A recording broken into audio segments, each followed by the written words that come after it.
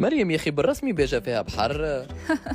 سؤال نسمع فيه من برشا عباد. تحب تتأكد؟ ميلا تبع معايا الفلوج للأخ. احنا توا في طريقنا لشط الزويرة، طريق من أجمل مترى العين، غابات كلها شجر يمين ويسار.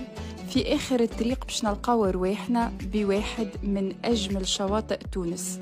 هذا شط الزويرة تابع معتمدية نفزة من ولاية بيجا، موجود بين بيجا وتبرقة. فيه 30 كيلومتر بحر، منه 28 كيلومتر شواطئ صالحة للسباحة، تمتد من شط الزويرة على الكاب نيجرو، وبيناتهم نلقاو حلق الوادي والمقاصب.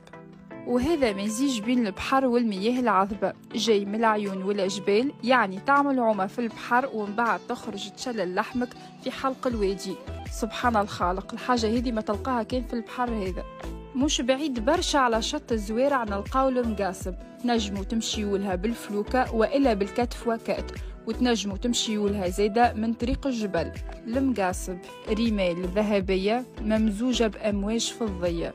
بيجا قبلة الجمال على ضفاف المتوسط. وهذه كانت دورتي في سواحل ولاية بيجا. برجولية مريم ملا بلاصة ياسر أعجوبة. في بالك توا عرفت اللي بيجا فيها بحر؟ شكون كيما أحمد ما كانش يعرف اللي بيجا فيها بحر، واللي يعرف ومشي لها قبل يحكينا على تجربته في كومنتير.